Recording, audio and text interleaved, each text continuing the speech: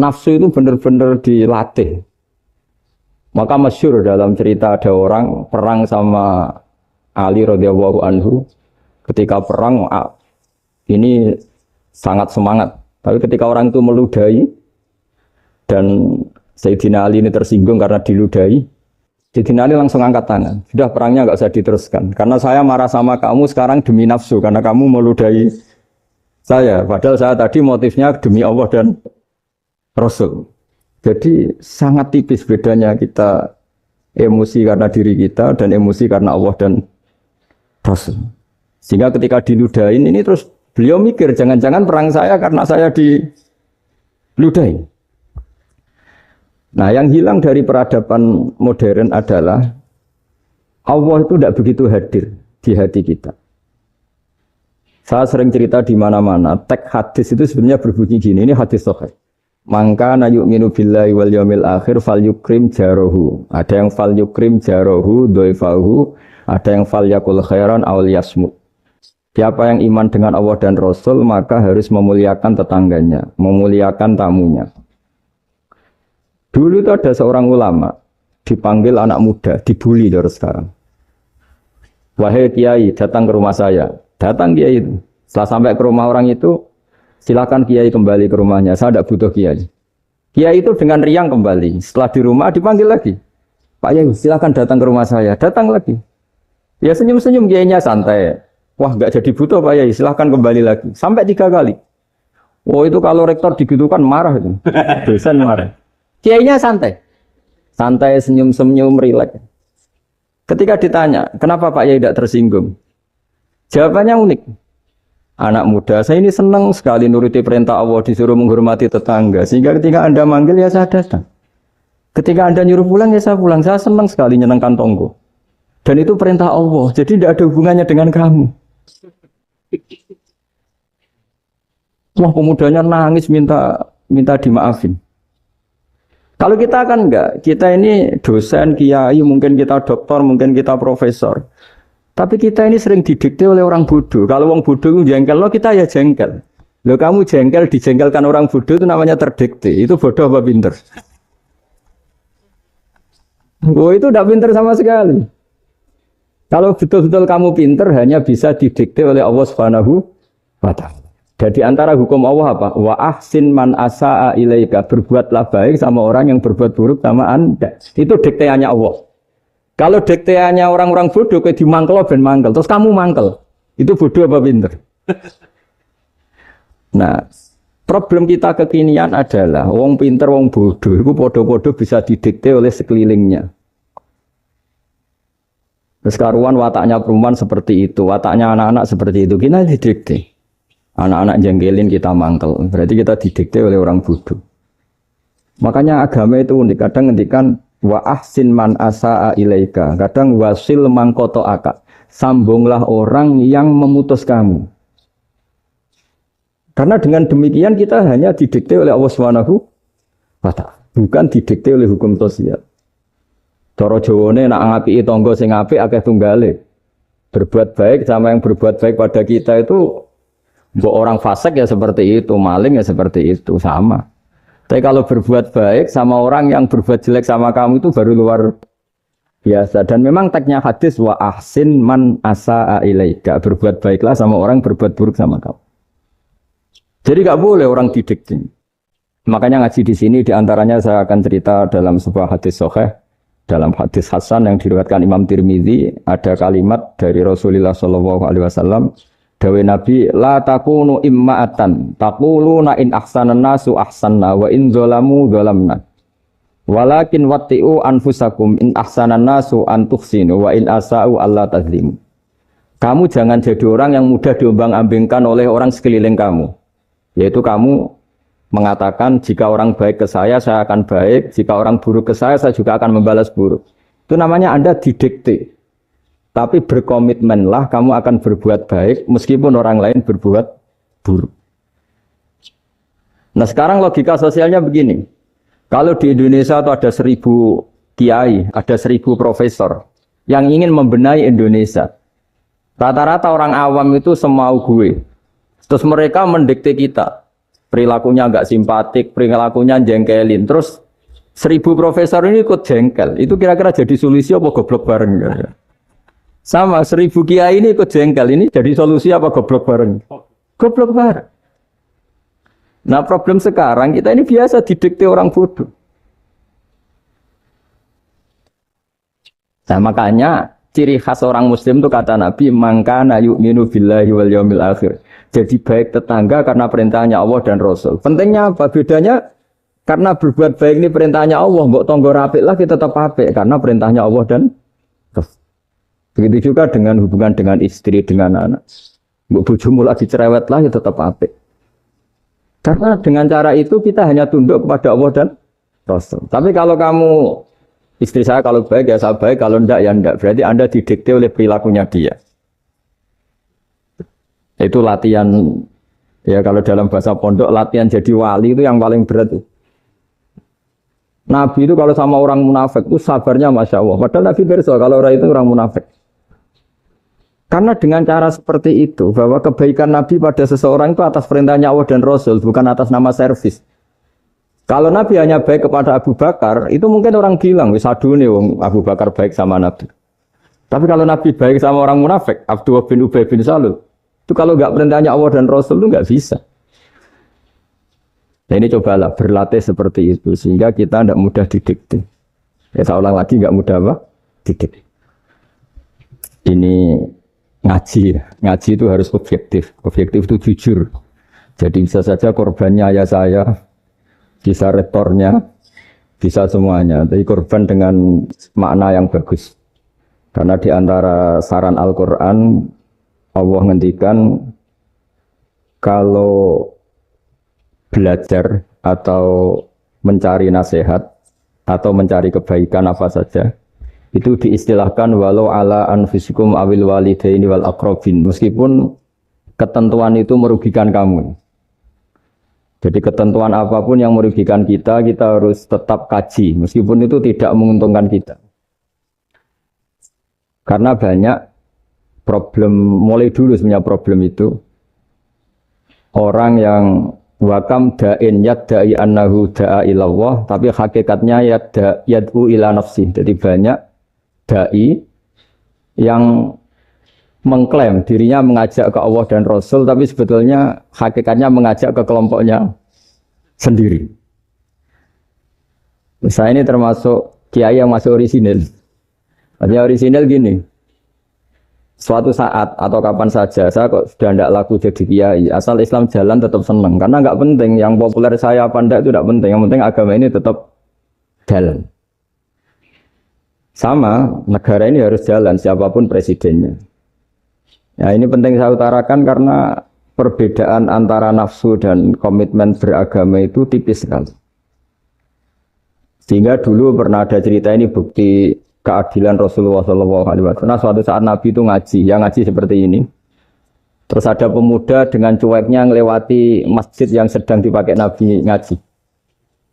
Singkat cerita semuanya ngomel ya, bergumam.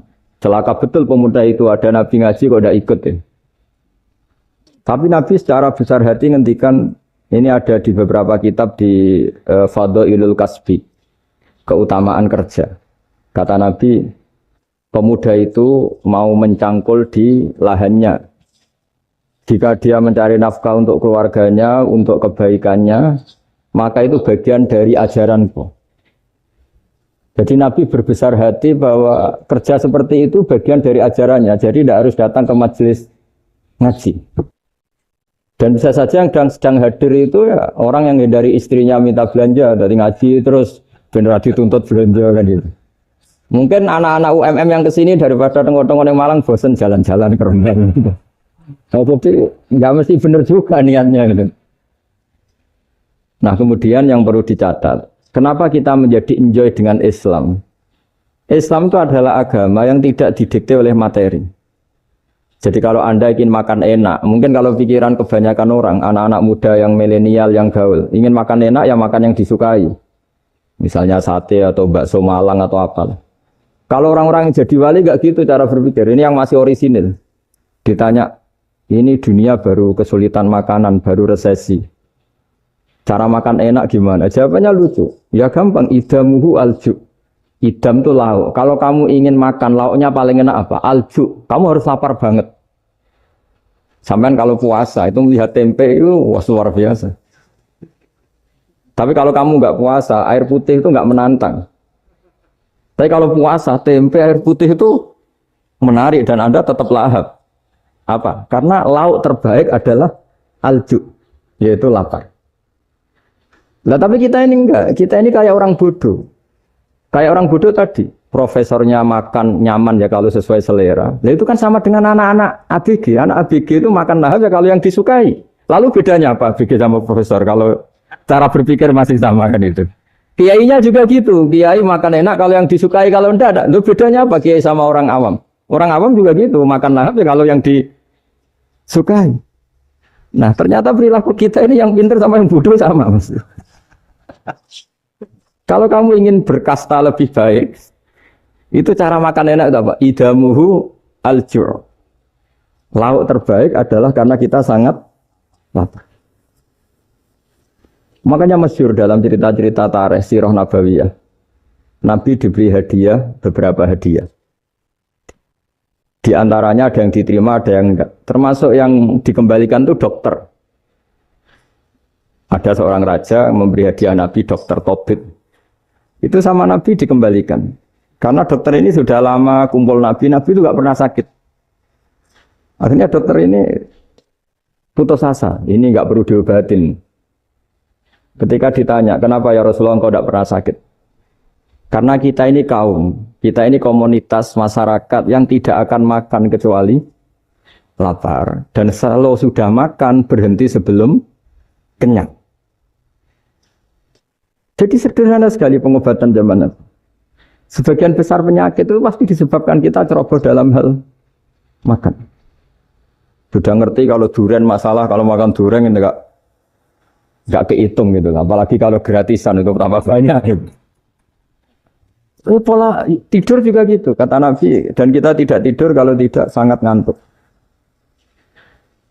Nah, itu namanya orang-orang soleh yang sudah ada didikte materi. Kalau yang didikte materi kan bisa tidur nyenyak kalau kasurnya enak, AC gini-gini. Sebenarnya enggak, tidur enak itu ya kalau sangat ngantuk.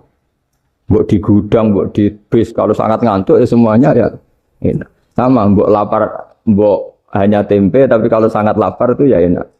Nah ini ilmu yang mulai hilang, ilmu-ilmu yang mulai hilang.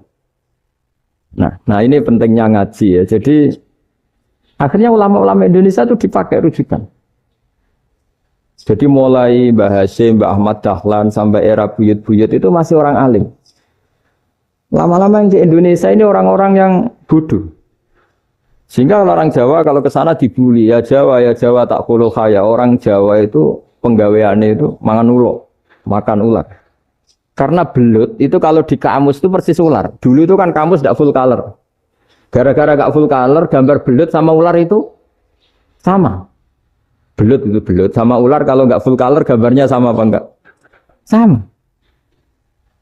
Terus orang Jawa itu kan masih banyak yang makan bajing tupai. Bajing kalau digambar tidak full color sama dengan tikus. Gambar yang tidak warna. Hitam putih. Sehingga kita ini dibully pemakan tikus dan pemakan ular. Karena belut itu persis ular kalau digambar yang tidak full color. Sampai datang Syekhona Khalil, datang ulama. Ngarang kitab ya judulnya Al-Belut.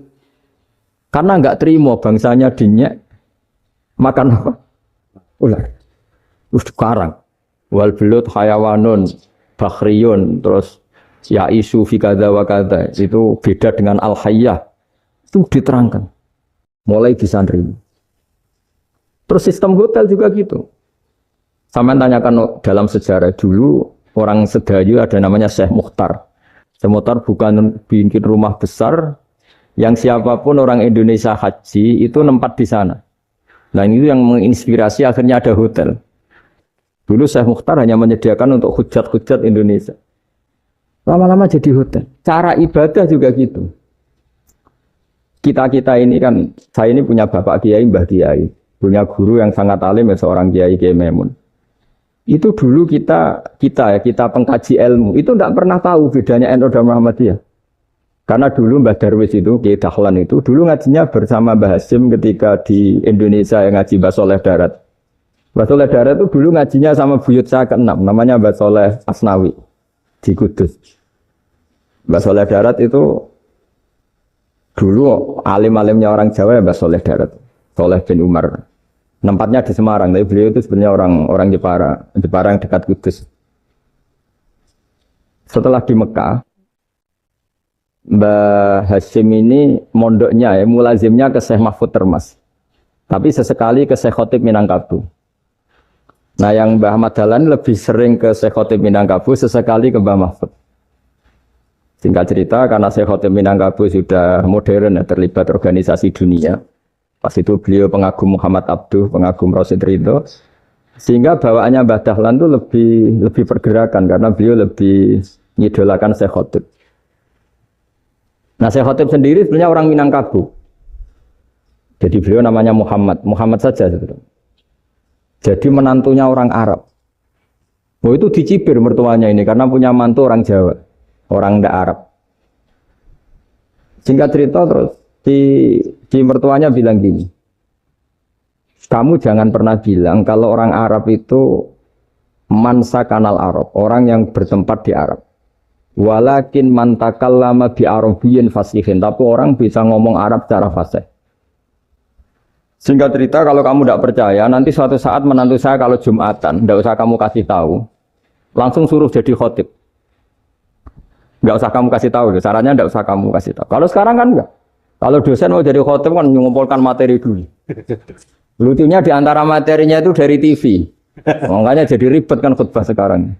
Kalau musim corona ya akan ngomong corona, musim apa yang ngomong apa. Jadi lagi-lagi didikte oleh media. Sebenarnya kalau ngomong kan sesuai kebutuhan umat, ini obatnya apa. Tapi enggak sesuai trending topik, itu kan kayak anak-anak gaul. Jadi ini dokter kok gitu kan aneh. Singkat cerita si khotib ini enggak dikasih tahu, saya Muhammad tadi enggak dikasih tahu, langsung disuruh khutbah. Fatakallama bikalamin fasihin. Dia ngomong fasih sekali. Bahkan ngalah-ngalahi fasihnya orang Arab asli. Semenjak itu beliau dapat gelar Al-Khotib, orang yang cakap berpidato berkhutbah. Ya terus dia khotib Al-Minangkabau. Jadi orang Indonesia itu luar biasa. Dulu yang namanya orang Indonesia di Arab Saudi itu dihormati sekali. Karena yang ke sana itu pasti ulama. Sudah alim di Indonesia ke sana, termasuk Mbah Ahmad Dahlan.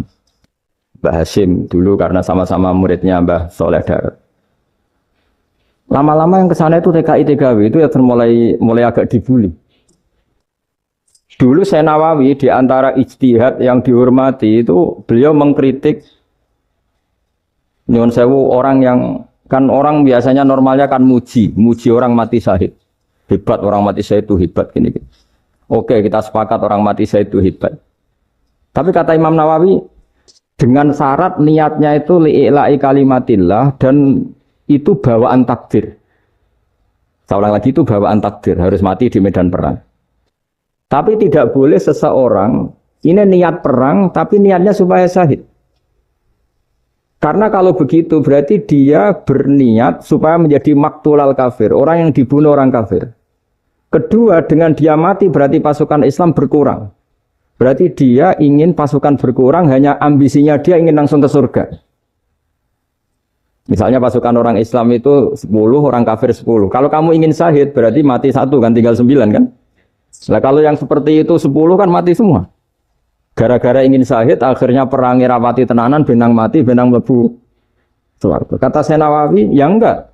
Kalau kamu perang sama orang kafir, ya niat menang. Dengan niat menang ini, kamu ingin li'ila'i kalimatillah. Tapi kalau kamu ingin syahid, berarti kamu menuruti keinginan nafsu kamu yang cepat masuk surga. Itu orang Arab kagumnya bukan main. Karena di mana-mana orang itu dinilai dari niatnya. Paham ini ya? Tapi perang loh ya, dalam kondisi perang, bukan teroris. Perang itu artinya orang kafir yang ingin bunuh kita, itu perang namanya apa? Perang. Dulu orang cerita syahid itu hanya pokoknya syahid itu hebat, pokoknya syahid itu hebat. Syahid di medan perang itu hebat, pokoknya syahid di medan perang hebat. Tapi ketika Syekh Nawawi memberi penjelasan ilmiah, Jika kamu perang ingin cepat mati, ingin cepat syahid, artinya ini untuk pemenuhan diri kamu karena kamu bayangkan langsung masuk surga. Kamu lupa bahwa dengan kamu dibunuh kekuatan Islam berkurang. Akhirnya beliau memberi penjelasan. Syahid itu bagus, itu sebagai takdir. Hanya takdir itu kita perang yang ingin menang, tapi takdirnya mati. Jangan dibalik. Oleh perang rapati tenanan, benang mati, namun itu yang pertama, terus ulama yang pertama memberi penjelasan itu Syekh Nawawi. Akhirnya melahirkan kekaguman yang luar biasa dengan tafsir Munirnya itu. Terus beliau itu orang yang rileks kalau menjelaskan ilmu. Ini ya juga guru-gurunya Mbah Hasyim, Mbah Guru sama Mbah Hasyim, sama Mbah Ahmad Dahlan Syekh Nawawi. Jadi dulu yang alim di Arab itu ada Syekh Nawawi, ada Syekh Khotib Minangkabau, ada Syekh Bakir Jogja, ada Syekh Mahfud Termas. Itu orang Indonesia banyak sekali yang alim. Bahkan di antaranya yang dikagumi Al-Azhar itu juga orang Indonesia, nama Syekh Abdul Manan, itu mbahnya Syekh Mahfud Termas. Itu pertama ada duta besar Indonesia di Mesir, itu termasuk barokahnya Mbak Abdul Manan tadi, itu juga orang Indonesia. Jadi pemahaman ulama Indonesia itu khas, termasuk ketika memaknai apa? Syahid. Ketika memaknai apa? Syahid. Itu unik. Ketika Syekh Nawawi diuji dulu itu yang namanya ulama diuji dulu oleh 100 ulama. Jadi dulu ya ada kompetisi. Imam Bukhari diakui jadi ahli hadis itu diuji oleh mi'atu muhaddisin, 100 orang ahli hadis. Sanad dibolak-balik, matanya dibolak-balik, tapi beliau tetap bisa mengembalikan proporsi sanad itu. Syekh Nawawi pernah diuji gini. Ayul afdol al ulama awe salatin.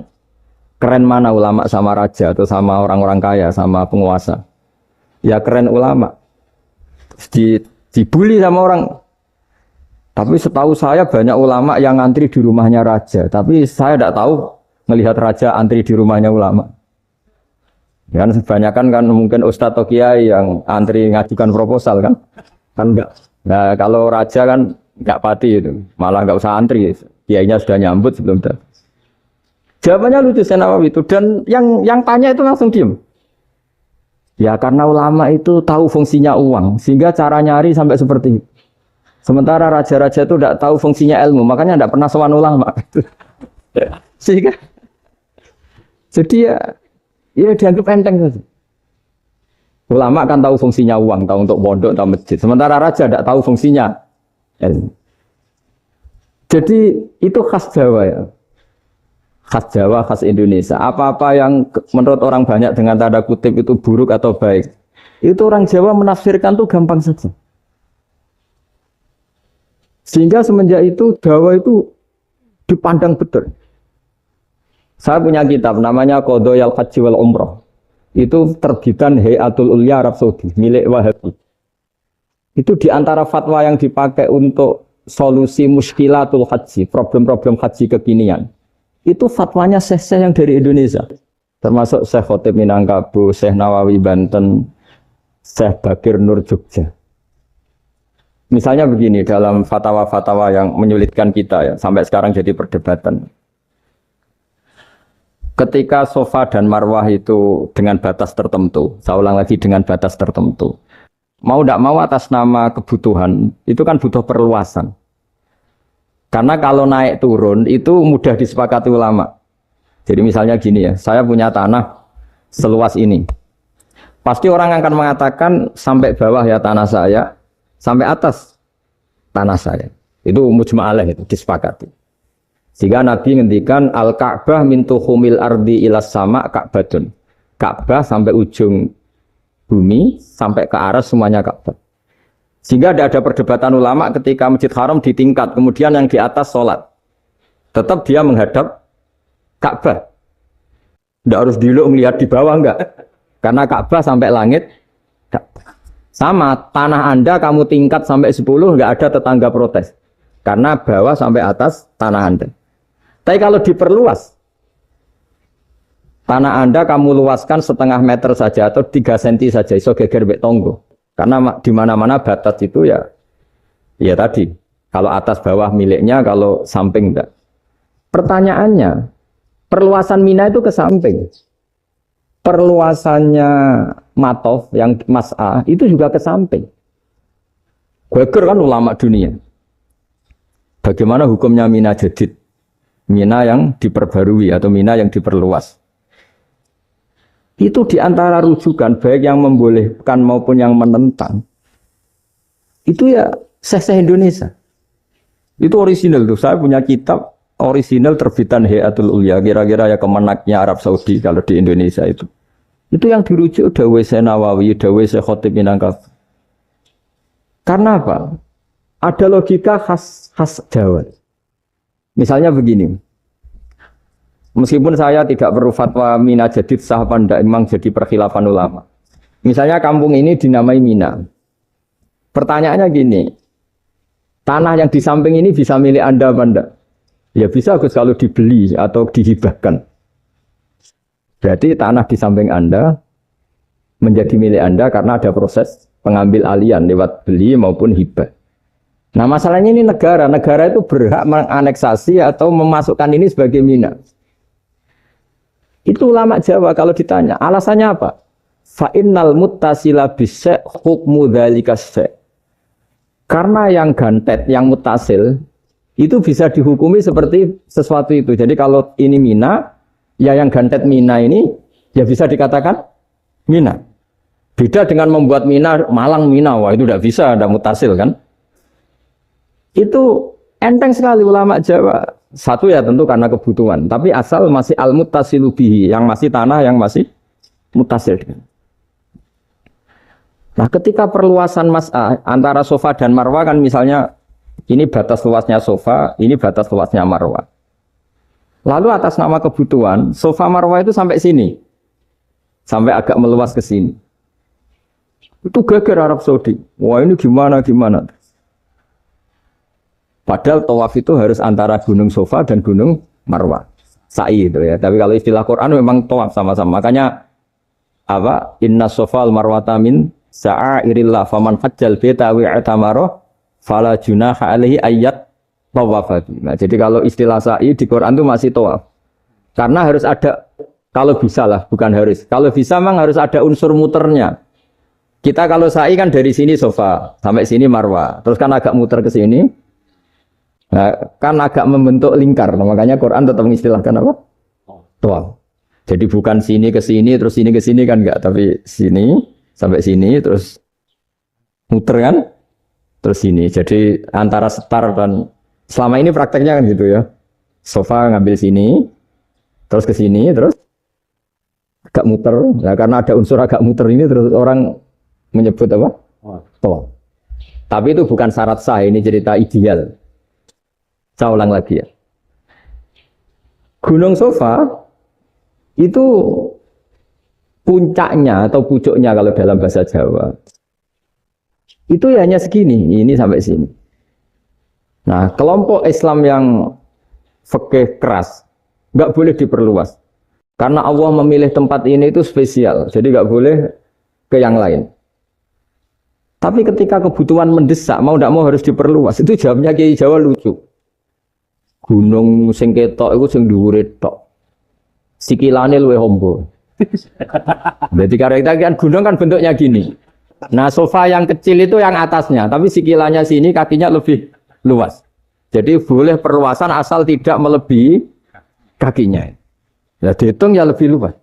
Jadi Kiai Jawa itu kayak wong delok gunung Penanggungan, kayak gunung Arjuna. Di mana-mana puncak gunung itu lebih kecil timbang kakinya. Artinya diperluas ini bukan berarti tidak di sofa dan tidak di itu khas Kiai Jawa. Jadi jangan kira orang Jawa itu udah hebat-hebat sekali. Termasuk perkembangan hotel di Arab Saudi. Itu dulu sebelum ada hotel. Buyut saya kelima atau keenam dulu haji namanya Badur Rahman. Itu kalau mau ingin apa ya? Menghindari terik matahari itu masuk gua. Itu masuk gua itu hanya separuh badan, kakinya di luar. Jadi jangan bayangkan kalau gua di Indonesia kayak gua Akbar di Tuban orang bisa masuk jalan-jalan, enggak. Gua di Arab tuh kayak cepitan batu tidak sampai masuk. Sehingga kepalanya dimasukkan, kakinya masih kena matahari. Saking panasnya Arab Saudi. Sehingga dalam bayangan hijrah ketika Nabi bersembunyi di gua apa?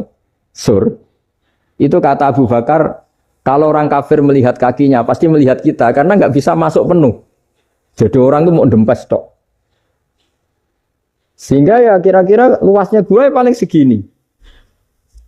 Makanya guyonannya kiai-kiai itu untung nggak kayak gua Indonesia. Kalau kayak gua Indonesia laba-labanya capek karena luas kan. Jadi jangan bayangkan gua Arab tuh kayak gua Indonesia. Makanya bayangannya, andai kan orang tuh melihat ke bawah, pasti melihat kita. Karena orangnya tidak bisa masuk penuh. Nggak bisa masuk 100%. Ya kayak cepitan batu lah mirip. Itu kan mirip Gunung Uhud. Gunung Uhud, kata Rasulullah, nanti kalau kamu perang, itu di atas. Menang atau kalah di atas. Musuh biar di bawah. Dengan di atas kamu bisa mana? Jangan bayangkan kayak Gunung Merapi, kayak Gunung Penanggungan. Lah kalau Gunung Penanggungan mana ke bawah yang layang kan? Jadi gunung di Arab itu kayak bukit. Ya sampean pernah kan ke Uhud itu ya sama ini aja tinggi ini kan? Nah ini yang ada mulai ada mis. Makanya nerjemah itu susah di Indonesia. Karena jabal itu udah harus tinggi. Kalau tinggi nggak bisa mana dari atas ke bawah kan nggak ngefek kan? Sampean kalau ke Uhud gunungnya pendek sekali sehingga yang mana dari atas ke bawah ya kalau kena musuh ya celaka karena memang dekat. Ya kalau gunung Indonesia mana dari atas ke bawah yang layang nggak ngefek. Nah itu susahnya nerjemah bahasa Arab ke kita. Jadi apa ya? Transkrip itu nggak gampang karena ada pengertian yang beda. Kita kalau bilang gunung itu tinggi sekali. Sampai banyak mahasiswa tersesat ya saking tingginya. Kalau orang naik Uhud nggak akan tersesat, wong ketok dari bawah itu. Nggak mau saya mau cerita. Kata Mbah Mun sering cerita. Kenapa wa ma arsalnaka illa rahmatan lil alamin, kata Mbah Mun. Allah itu pasti bikin ulama yang tidak produk Arab itu pasti ada. Kalau orang Arab jadi ulama wajar, bahasanya Arab, domisilinya di Arab. Tapi Allah akan selalu bikin ulama yang tidak bangsa Arab. Imam Ghazali itu Tus itu Persia. Imam Bukhari itu kira-kira kalau sekarang ikut Uzbek. Ya, Imam Bukhari itu kalau negara sekarang ikut mana? Uzbek. Kenapa demikian kata Mbah Mun? Karena Allah sudah ngendikan wa ma arsalnaka illa kafatan linnas. Manusia semua ini kena khitabnya Islam. Kalau tidak ada ulama yang dari berbagai negara, kesannya Islam itu hanya milik orang Arab Saudi. Makanya Allah selalu bikin ulama-ulama yang bahkan tidak Arab. Termasuk Imamul Muhaddisin, yaitu Imam Bukhari, itu orang Uzbek. Orang Rusia lah kalau sekarang ikut Uni Soviet dulu. Imam Ghazali itu orang Persia. Syekh Nawawi itu orang Banten. Karena Allah ingin memaklumatkan bahwa Islam ini untuk semua. Sehingga orang yang tidak Arab pun bisa belajar Islam. Yang alimnya itu nggak kalah sama orang apa? Arab. Makanya ini PR ya. Kalau Gus Dah Ploso nanti ngendikan suatu saat orang belajar Islam itu bahkan orang Arab pun bisa belajar ke Indonesia. Kalau orang Indonesia bisa alim betul kayak dulu. Sekarang banyak liga antar ulama. Itu orang Indonesia pasti masuk. Ulama-ulama top dunia itu pasti orang Indonesia banyak yang masuk. Karena tadi ketika orang Indonesia baca kitab, itu orang Arab itu kagum. Kok bisa ada bahasanya baca secara benar? Bukan sekedar bisa baca secara benar. Karena memang dilatih sedemikian rupa di pondok-pondok. Makanya kita semua lah, yang alim di Indonesia itu kemana-mana ya pasti alim. Dulu putra Mbah Mun namanya Gus Zofur itu tahun pertama ya sudah the best di tahun pertama. Kalau tahun pertama the best-nya ilmunya bawaan dari sarang, dari keluarganya. Gus Najib mondok di Said Muhammad tahun pertama sudah dipuji sebagai yang teralim karena ya sanggup. Kalau dipujinya tahun ketiga, tahun keempat kan mungkin dapat dari sana. Ini tahun pertama. Saya ulang lagi tahun. Karena pengajaran di Indonesia itu luar biasa di pondok-pondok. Makanya kalau dalam anekdot pondok itu cerita-cerita lucu itu. Ada orang Jakarta ngaji, setelah di kelas itu pelengahan terus. Melihat jendela, lihat pintu terus. Lama-lama gurunya marah. Kamu diajarin kok ndak punya sopan, melihat pintu terus gak memperhatikan guru ya. Anak Betawinya jamnya lucu. Habis Pak Guru bohong. Kenapa ya? Kamu Pak Guru bilang Ja'a Zaidun, Zaid datang. Tak lihat gak ada yang datang. Setelah itu contoh nasab kan ro'a itu Zaidan. Saya melihat Zaid, saya gak melihat Zaid. Contoh ketiga yang jar kan maror tu Zaidin. Saya berjalan ketemu Zaid. Pak Guru diam di situ gak jalan-jalan. Jadi saking detailnya Indonesia dia cari. Kalau rofa Ja'a Zaidun, kalau nasab ro'a itu Zaidan, kalau jar maror tu Zaidin. Nah si murid Betawi ini karena pertama sekolah, ngiranya gurunya itu cerita Zaid datang. Makanya dia ngelihat pintu terus. Mana katanya datang kok enggak datang-datang ya. Nah dengan latihan seperti itu, kemungkinan orang Indonesia salah itu kecil karena memang dilatih betul. Saya ulang lagi karena memang dilatih betul. Sehingga ketika orang Indonesia ini yang cerita seorang wartawan, ini kisah nyata. Kalau ini tidak anekdot, kisah nyata. Ada wartawan internasional ngeliput Ramlah. Ramlah itu di Gaza, di Palestina. Wartawan Indonesia ini hanya bisa bahasa Inggris. Dijak ngomong bahasa Arab. Terus dia bilang saya tidak bisa. Saya tidak bisa, saya bisanya ngomong Inggris. Tapi apa yang terjadi setelah sholat, si Indonesia ini jadi imam pakai sholat jariah lagi. Baca bismillah benar, bismillah hijar karena mudhof ilaih. Terus ketika iktidal ya benar, Rabbana lakal hamdu mil'us samawati wa mil'ardi benar. Ketika tahiyat ya benar, at-tahiyatul mubarakatuh sholawat. Sama orang Arab ini diagumi. Orang Arab kalau senang orang itu dicium. Kamu tawaduk, sebenarnya kamu itu ahli bahasa Arab. Karena orang Indonesia sekali sholat, itu gak ada yang salah. Meskipun benarnya karena hafalan, tapi bagi yang ahli nahwu, itu hebat. Misalnya kita kalau menghafalkan kan, Bismillahi, Bismi jar karena ba, Allah jar karena mudhof ilaih, Ar-Rahmani jar karena sifat, Ar-Rahimi karena sifat. Alhamdu rofa karena mubtada, Lillahi jar karena ada huruf jarli, Robbi jar karena sifat. Sebetulnya tidak karena pinter, tapi karena hafalan. Tapi orang Indonesia hebatnya itu benar terus. Rabbana lakal hamdu. Ya kan, alhamdu rofa. Terus mil'us samawati ya rofa karena sifat. Sehingga terus orang Indonesia kalau sholat di Timur Tengah, itu dipuji. Karena makhrajnya ya benar, rofa nasobnya juga benar. Nah itu di negara lain tidak ada yang kayak Indonesia. Orang Cina itu sering bikin marah orang-orang Arab karena kalau dongo itu nggak fasih kayak orang Indonesia. Orang Indonesia kalau dongo ya Allahumma tohir qalbi. Orang Cina ini yang jadi guyon di Arab. Allahumma tahir qalbi. Itu kan bedanya jauh. Itu orang Arab pertama membiarin. Lama-lama kalbun entak gitu. Maksudnya asu-asumu gitu. Karena dia bilangnya qaf itu kaf. Jadi kalau Allahumma da'wa tohir. Kalau aturi nyucekno panjenengan kalbi ing asu ingsun kan. Tapi kalau qalbi itu ati ingsun. Tapi kalau kalbi anjing ingsun. Bedanya qaf sama kaf. Ana arah-arahnya kalbun entak. Asu-asumu. Maksudnya kan. Tapi padahal orang Cina itu bareng dilihat teksnya ya pakai qaf. Orang Indonesia enggak, mulai kecil dilatih, sak fase-fase. Sampai yo sulit betul latihan Fatihah itu. Kalau di Kudus malah sampai 3 bulan Fatihah itu. Sampai at-tahiyyatu, kurang bersih.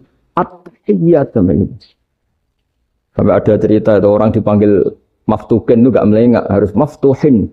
Baru melengak. Tapi barokahnya itu, orang Indonesia kalau dongo memang benar-benar Allahumma tohir qalbi. Ya Allah sucikan hati kami, bukan tahir qalbi. Karena sekali jadi kaf itu maknanya anjing saya. Ya Allah sucikan anjing. Jadi ini orang Indonesia. Jadi kata Mbah Mun, dawe Mbah Mun, illaka fatal linnas, bahwa agama ini milik semuanya. Itu diantara bukti Allah menghendaki atau mendesain Islam seperti ini. orang yang belajar di Indonesia itu pengetahuannya Islam, pengetahuannya tentang Islam itu tidak kalah sama yang belajar di Al-Azhar, sama yang belajar di Arab Saudi. Makanya ini PR-nya UMM, PR-nya IAIN, PR-nya UIN. Bisa enggak sealim mereka dalam bahasa Arab? Nah, bahasa Arabnya mau man anta, ana zaidun. Jangan sampai, karena kita di sana ini kadang dibully. Orang Arab tuh kalau bully kita, sampai tak kasih cerita. Oh, itu ngawurnya Masya Allah. Kata dia, ada anak orang Indonesia haji. Si anaknya orang Indonesia dijotos sama anaknya orang Arab. Dijotos, dipukul. Singkat cerita terus si orang Indonesia enggak terima, anaknya yang orang Arab dipukul. Yang balas bapaknya. Orang Arab tanya, lima ada dorong ibni, kenapa kamu mukul anak saya? Itu orang Indonesia bahasa, wah anakku bisa. Jadi hanya bilang gitu. Artinya anak saya dihada ya maka tak ada. Arabnya gitu. Anak saya dipukul maka saya balas mukul. Itu orang Arab mantuk oh gitu. Paham?